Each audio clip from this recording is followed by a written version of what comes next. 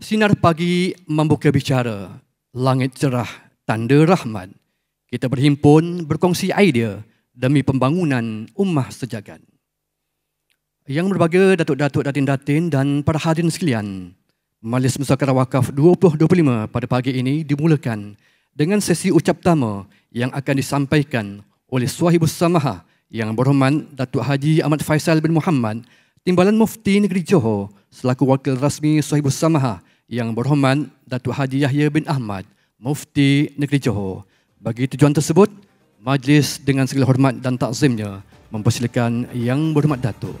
Falyatafaddal mashkur.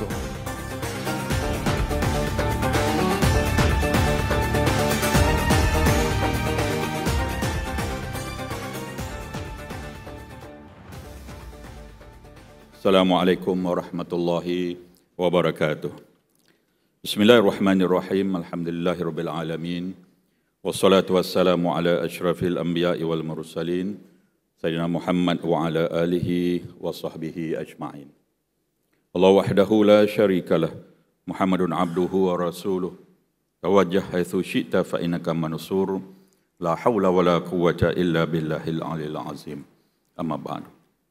Saya mulakan saudara pengacara majlis, bahagia Tuan Haji Bukhari bin Haji Abdul Rahman, Ketua Eksekutif Wakaf An-Nur Corporation Berhad, yang bahagia ahli-ahli lembaga pengarah Wakaf An-Nur Corporation Berhad, yang bahagia wakil-wakil Majlis Agama Islam Negeri-Negeri dan agensi wakaf, yang bahagia Datuk-Datuk dan Datin, para ilmuwan, para pembentang dan juga para pengulas serta para peserta musyawarah wakaf yang dihormati sekalian. Alhamdulillah, setinggi-tinggi kesyukuran kita panjatkan kehadirat Allah Subhanahu wa taala atas limpah kurnia dan izinnya yang telah menghimpunkan kita pada pagi yang penuh keberkatan ini dalam sebuah majlis pesada ilmu yang insya-Allah akan dinaungi rahmat serta keberkatan dari Allah Subhanahu wa taala. Pertamanya, izinkan saya menyampaikan salam takzim daripada Saibul Samahah Yang Berhormat Datuk Haji Yahya bin Ahmad, Mufti Negeri Johor, dengan lafaz Assalamualaikum warahmatullahi wabarakatuh. Mak Datuk tak dapat bersama-sama dengan kita pada pagi ini kerana ada tugas rasmi yang sedang diikuti oleh beliau. Tuan-tuan dan puan-puan yang dirahmati Allah Subhanahu wa taala, pertamanya saya ingin menzahirkan rasa ucapan terima kasih serta ucapan tahniah kepada Wakaf An-Nur Corporation Berhad selaku Nazir Wakaf Khas Wakaf Majlis Agama Islam Negeri Johor di atas penganjuran Musyawarah Wakaf 2025, Ijtihad dan Inovasi yang julung-julung kalinya diadakan. Musyawarah Wakaf 2025 ini bagi saya secara peribadi merupakan himpunan yang bersejarah bagi penggubal polisi, institusi fatwa, pemain industri wakaf, para cendekiawan dalam membincangkan strategi serta agenda-agenda baharu dalam pewakafan untuk diangkat kepada umat sebagai panduan.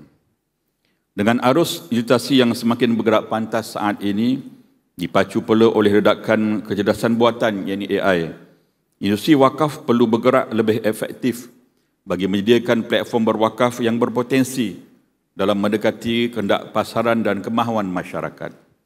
Sumbangan dan peranan wakaf yang begitu signifikan ini secara tidak langsung telah membantu aliran ekonomi yang lebih mapan, khususnya aspek kebaikan sosial, sehingga diungkapkan fungsi wakaf ini sebagai a vehicle for financing Islam as a society, iaitu sebagai jentera yang membaiki Islam sebagai sebuah masyarakat.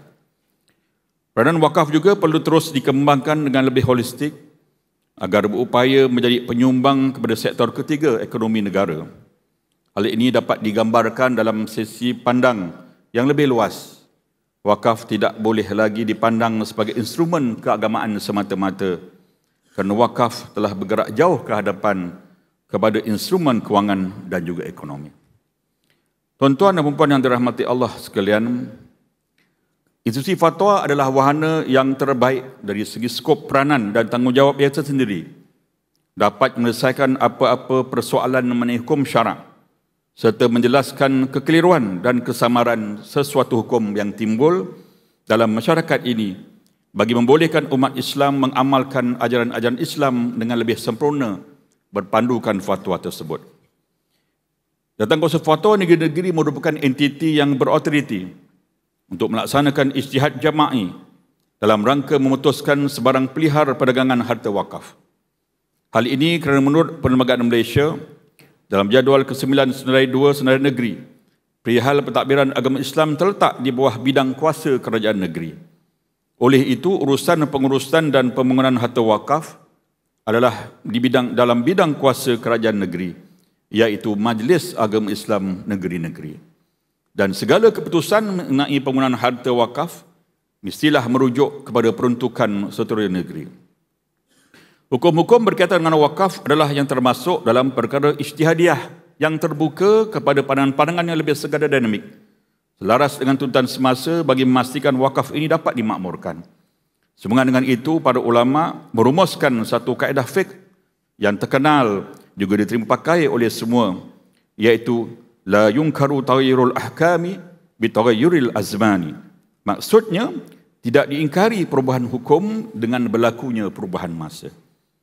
Menerusi kaedah ini, kita dapat memahami bahawa terdapat juga hukum yang diputuskan pada zaman silam yang tidak lagi praktikal untuk diaplikasi pada zaman sekarang. Ini kerana wujudnya faktor perubahan sosial, perubahan teknologi, arus ekonomi dan juga kewangan, kemahiran berfikir yang sama sekali berbeza dengan zaman dahulu, dan pentafsiran terhadap sesuatu kes juga boleh terubah dengan perubahan realiti semasa. Islam menyediakan jalan penyelesaian terhadap permasalahan tersebut dengan membuka ruang kepada para mujtahid untuk berijtihad dalam menjawab persoalan-persoalan hukum yang baru. Berdasarkan premis pemikiran hukum inilah terbentuknya konsep fiqh semasa yang sering disebut dalam terminologi al-fiqh al-mu'asir, yakni fiqh contemporary ataupun fiqhul waqi', fiqh yang realiti. Justru dinamika fiqh wakaf perlu terus diperkasakan dan berkembang subur di Malaysia bagi mengembalikan semula kegemilangan industri wakaf sebagaimana yang pernah dikecapi pada zaman kegemilangan Islam dahulu. Industri wakaf juga perlu bergerak dengan lebih berani, progresif dan efektif dengan berusaha mewujudkan kaedah pendanaan wakaf berasaskan inovasi baru yang bersifat kontemporari serta mampu mengembangkan dana wakaf seperti sukuk wakaf, wakaf Islamic Real Estate Investment Trust, saham wakaf, dividen wakaf dan wakaf melalui instrumen pewarisan Islam, termasuk juga penggunaan mata wang digital dan seumpamanya. Industri wakaf juga perlu terus meneroka mekanisme pelaburan jangka panjang yang lain bagi mengoptimumkan pengembilangan aset wakaf tanpa terlalu bergantung kepada sumber dana luar melalui pelaksanaan strategi pelaburan yang berdaya maju dan lestari. Sehubungan dengan itu, melalui industri fatwa, saya yakin dan percaya bahawa peranan yang dimainkan oleh fatwa amat signifikan dalam memperkukuh dan menyokong instrumen wakaf agar sentiasa berpaksikan hukum-hukum syarak serta dipandu oleh fatwa-fatwa yang bersifat segar, inklusif dan membumi untuk diamalkan. Saya yakin juga bahawa Allah Subhanahu wa taala telah memberikan keberkatan yang agung di dalam industri wakaf. Semakin ia dikaji dan ditelusuri, semakin terselahlah mutiara-mutiara baru dalam instrumen filantropi Islam yang tertua dan termulia dalam sejarah peradaban manusia. Tuan-tuan dan puan-puan yang dirahmati Allah Subhanahu wa taala, untuk makluman tuan-tuan dan puan-puan, pada tahun 2005, peranan fatwa di Johor berjaya diterjemahkan apabila muftinya pada ketika itu, saya bersama Yang Berhormat Datuk Dr. Haji Noh bin Gadut bersama Majlis Agama Islam Negeri Johor selaku Nazir Am, dan bersama juga pada ketika itu almarhum Tan Sri Haji Muhammad Ali bin Hashim, Ketua Eksekutif Johor Corporation, telah mendapatkan pandangan fatwa daripada Universiti Al-Azhar Mesir berkaitan hukum pewakafan saham. Inisiatif ini diambil dengan timbang tara kepada pewakafan dalam bentuk saham syarikat pada ketika itu yang masih belum pernah dilaksanakan oleh mana-mana institusi. Ia adalah titik sejarah yang penting di mana saham tersenarai di Bursa Malaysia diiktiraf sebagai harta yang boleh diwakafkan dan mempunyai keberhasilan yang sangat signifikan. Tuntasnya, kita dapat lihat selepas 25 tahun saham yang diwakafkan oleh Johor Corporation dan syarikat dalam kumpulannya terus berkembang dari 141 juta ringgit sehingga mencecah lebih 1.3 bilion ringgit Malaysia pada Jun 2025. Dalam hal ini, alhamdulillah, kita mestilah menzahirkan kesyukuran kita kepada Allah Subhanahu Wa Taala atas usaha yang telah dicurahkan oleh setiap pihak. Tuan-tuan dan puan-puan yang dirahmati Allah sekalian, izinkan saya untuk menjelaskan sedikit tentang fatwa-fatwa yang berkaitan dengan istibdal di negeri Johor, juga berkaitan dengan elemen wakaf dan juga manual pengurusan istibdal di negeri Johor. Untuk makluman hadirin sekalian, Jawatankuasa Fatwa Negeri Johor sehingga kini telah memutuskan lebih 25 fatwa berkaitan dengan istibdal, terdiri daripada istibdal hartanah dan juga istibdal saham. Keputusan-keputusan ini menunjukkan pergerakan kepada keperluan istibdal adalah suatu perkara perlu untuk diberikan perhatian. Sekalipun kita mengetahui bahawa terdapat dawabit, yakni indikator yang ketat, khususnya dalam mazhab Imam Syafi'i, bagi aset wakaf khas seperti masjid yang mahu dilaksanakan melalui konsep istibdal, namun di sana ada solusi yang tuntas dapat diberikan kepada isu-isu yang memerlukan pertimbangan yang lebih luas kepada pendapat-pendapat dalam mazhab muktabar yang lain. Kaedah fiqh yang masyhur juga menyatakan ar-ra'yul marjuh idza kanat ma'hu maslahatun fayakunu rajihan. Maksudnya, pendapat yang marjuh jika berserta dengan maslahah, ia akan menjadi rajih ataupun kuat. Apabila suatu aset wakaf tersebut mempunyai risiko penyusahan harta, kurang nilai komersial, berkedudukan tidak strategik, misalnya istibdal adalah alternatif yang mampu diangkat bagi merungkai permasalahan ini, bagi memastikan aset wakaf terpelihara dan mampu menghasilkan manfaat yang lebih baik kepada ummah. Istibdad adalah satu kaedah yang perlu lebih diteroka bagi melihat ia sebagai penjanaan aset wakaf yang signifikan dan mengelakkan aset wakaf terbiar tidak dimanfaatkan sebaiknya. Untuk makluman sidang hadirin sekalian, susulan daripada inisiatif serta perkembangan semasa ini, insya-Allah dalam masa terdekat, Kerajaan Negeri Johor melalui Majlis Agama Islam Negeri Johor akan menggubal elemen wakaf negeri dan manual pengurusan istibdal sebagai langkah strategik bagi memastikan pengurusan aset-aset wakaf di negeri ini berada pada landasan yang betul, menepati prinsip syariah serta dikawal selia dengan lebih sistematik dan berkesan. Usaha ini turut bertujuan mengoptimumkan penagihan manfaat wakaf agar dapat memberi impak yang maksimum kepada pembangunan sosio-ekonomi ummah. Tuan-tuan dan puan yang dirahmati Allah Subhanahu Wa Taala, menyorot kembali agenda wakaf korporat yang digerakkan oleh Wakaf An-Nur Corporation Berhad, OneCorp, sebuah inisiatif yang diasaskan oleh Johor Corporation, yakni JCOP.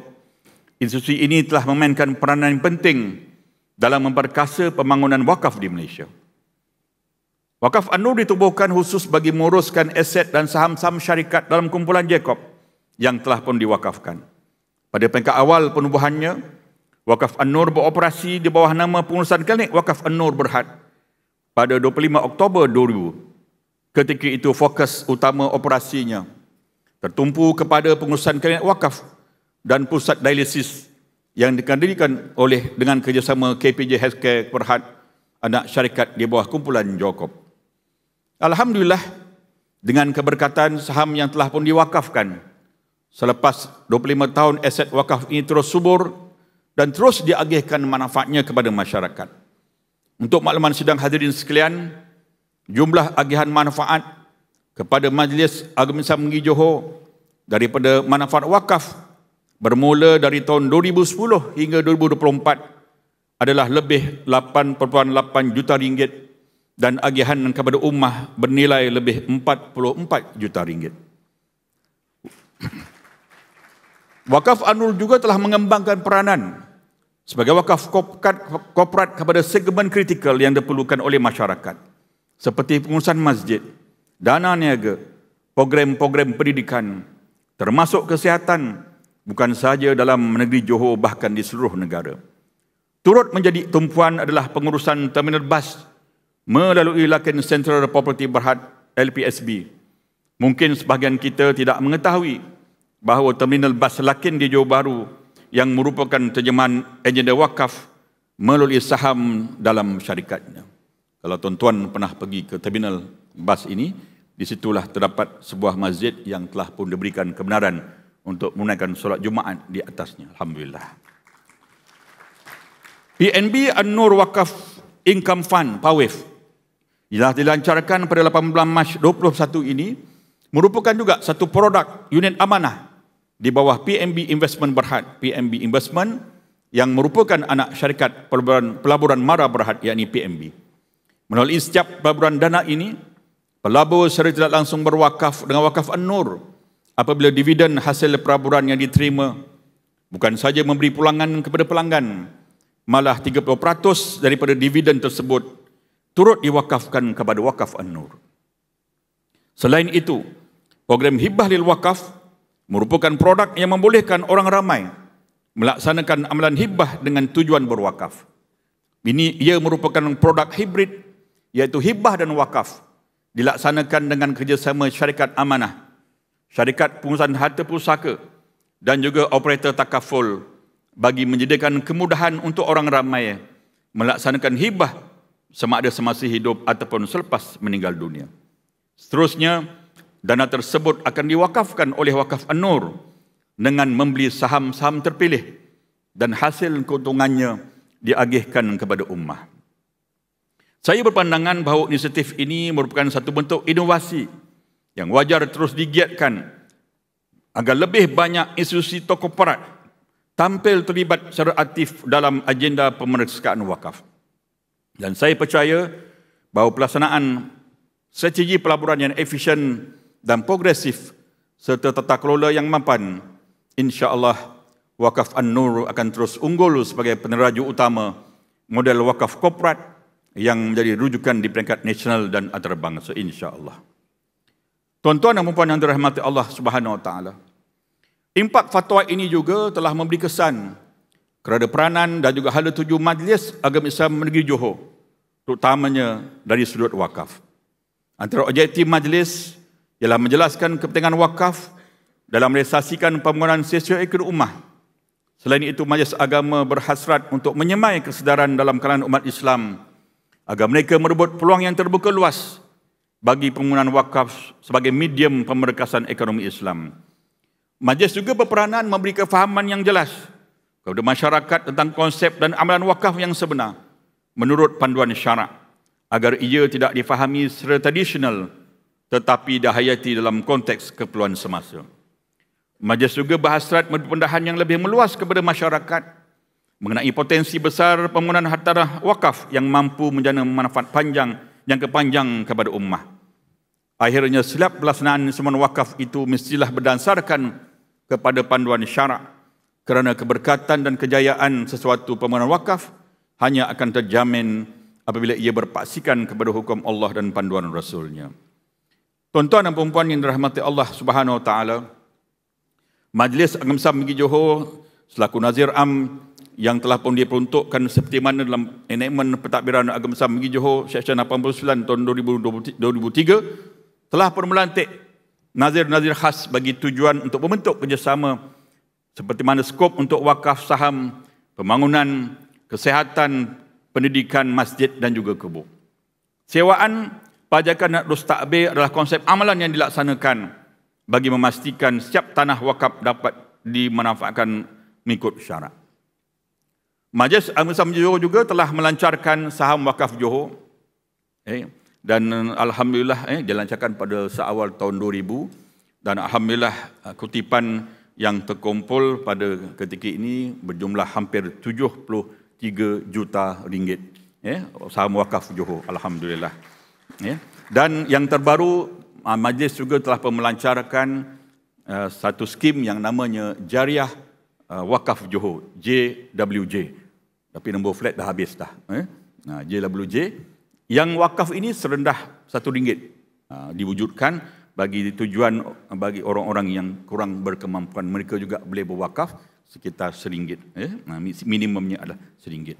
Alhamdulillah, sehingga ini telah pun dapat mengutip wakafnya lebih kurang sebanyak RM545,000. Alhamdulillah. Ia merupakan salah satu instrumen wakaf di negeri Johor untuk permudahkan orang ramai untuk bersama berwakaf tunai di negeri Johor. Majlis juga telah pun banyak melakukan kerjasama dengan kerajaan negeri dan juga dengan kerajaan pusat. Melalui Jabatan Wakaf Zakat dan Haji Jauhar, banyak juga pembangunan yang telah dibawa masuk melalui pertukaran Jauhar ke dalam negeri Johor bagi membangunkan tanah wakaf seperti bangunan Hambadadesis di Batu Pahat, Pusat Perlindungan Wanita yang mana sekarang ini telah pun diubah kepada Akademik Ahli Sunnah wal Jamaah di Taman Perling dan juga bazar wakaf di beberapa daerah yang terpilih. Di peringkat antarabangsa pula, MAESH telah pun berjaya melaksanakan beberapa projek dari instrumen wakaf untuk manfaat bersama seperti pembelian bangunan asrama pelajar-pelajar Johor di Mesir, Balai Islam di New South Wales, Australia, pembinaan Masjid Darul Ta'zim di Kemboja, agihan Al-Quran terjemahan luar negara di beberapa negara seperti Kemboja, Filipina, Australia, New Zealand dan Nepal. InsyaAllah dalam tahun ini akan dibuat agihan kepada negara-negara yang terbabit, insyaAllah. Dan alhamdulillah, majlis juga telah pun memberikan banyak memberikan kerjasama kepada nazir-nazir khas negara MAESH untuk meluaskan lagi instrumen wakaf negeri Johor seperti mana wakaf An-Nur yang kita lihat pada hari ini, iaitu wakafnya berbentuk saham, pembangunan, ekonomi, pendidikan, kesihatan dan sebagainya. Juga satu anak syarikat yang diberi nama Perbankan Islam Johor melalui yang disebut Tabung Wakaf Rakyat Johor, TWRJ, iaitu pembangunan wakaf tunai, ekonomi, pendidikan dan kesihatan. Juga tidak kita lupakan sahabat-sahabat kita di institusi pengajian tinggi di Johor seperti UTM, UTHM dan QITSI. Mereka ada juga kerjasama melalui dana wakaf pendidikan di peringkat universiti masing-masing. Alhamdulillah. Tuan-tuan dan puan-puan yang dirahmati Allah Subhanahu Wa Taala, di samping itu ada beberapa juga pembangunan tanah wakaf yang sedang diusahakan bersama, seperti mana pertanian kelapa sawit yang mana MAESH telah pun bekerjasama dengan Pertubuhan Peladang Negeri Johor dan juga Johor Plantation Group untuk meneruskannya. Alhamdulillah. Tuan-tuan yang dirahmati Allah Subhanahu Wa Taala, kalau kita melihat kepada kepentingan wakaf tunai dan juga penerokaan produk-produk baru, kita lihat dalam sejarah direkodkan bahawa lebih 20% wakaf tunai yang wujud semasa era Empire Turki Osmaniyah terus kekal selama lebih 100 tahun.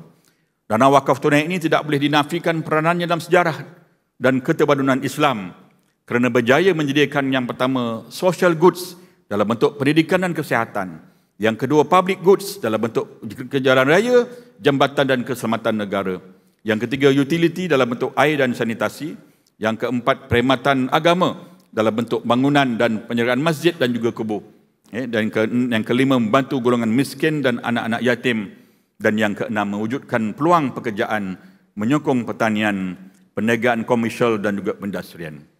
Jika kita amati dan teliti dalam konteks negara kita pada saat ini, antara faktor yang membawa kepada kebanjiran harta dan tanah wakaf adalah berpunca dari kekurangan sumber kewangan bagi membiayai kos-kos pembangunan harta wakaf serta kos penyelenggaraan harta wakaf tersebut.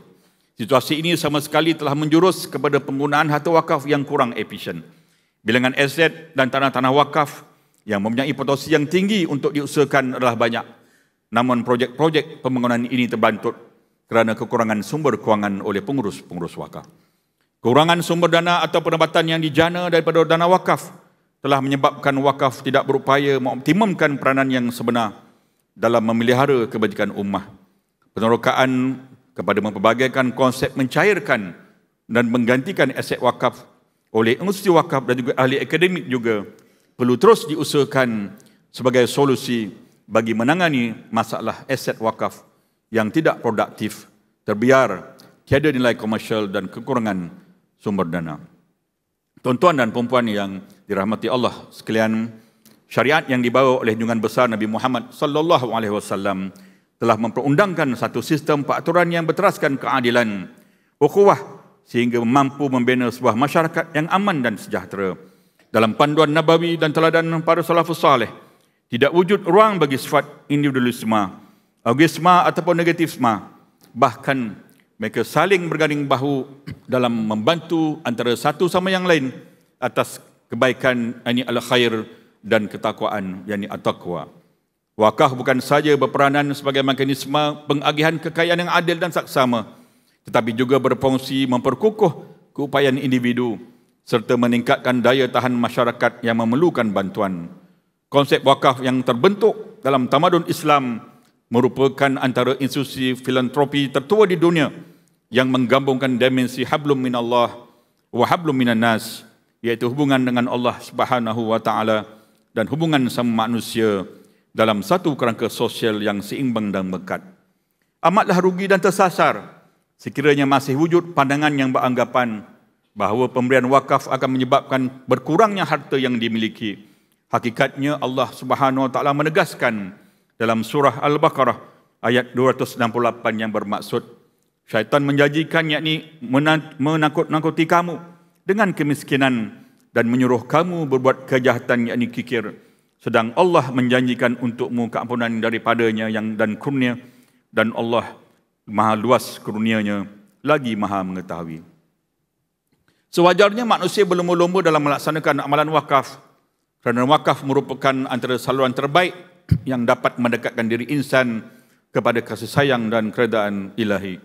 Allah SWT mengingatkan kita dalam surah Ali Imran ayat yang ke-92 yang bermaksud, kamu sekali-kali tidak akan mencapai kebajikan dan kebaktian yang sempurna sehingga kamu menafkahkan sebahagian dari harta yang paling kamu sayangi dan apa saja yang kamu belanjakan daripada sesuatu, maka sesungguhnya Allah maha mengetahui.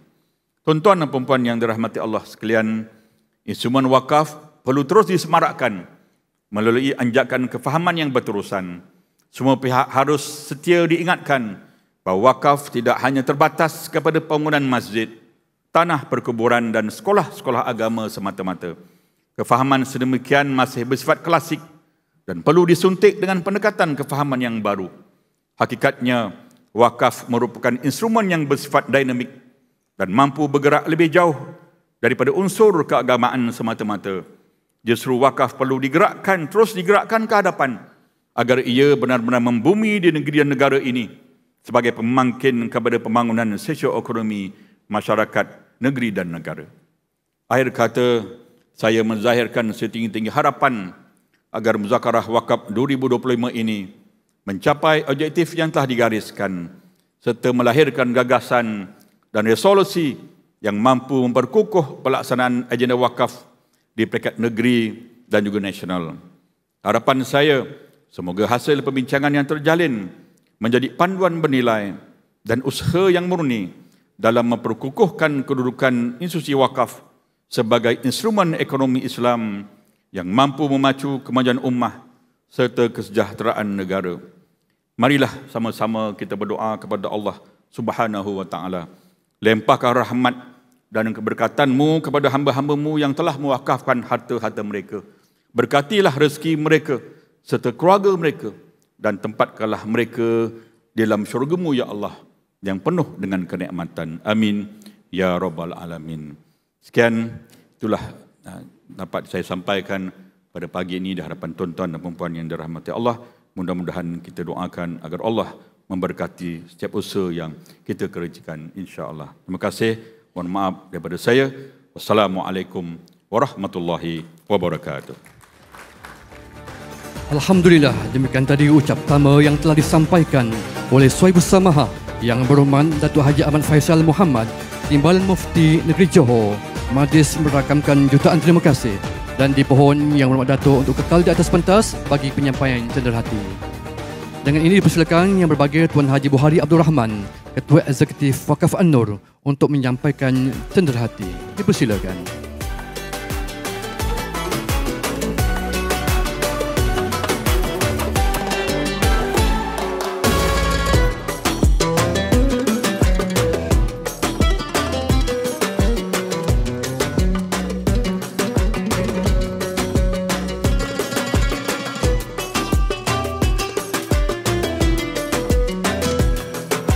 Terima kasih Puan Najib Buhari di atas penyampaian cenderahati sebentar tadi.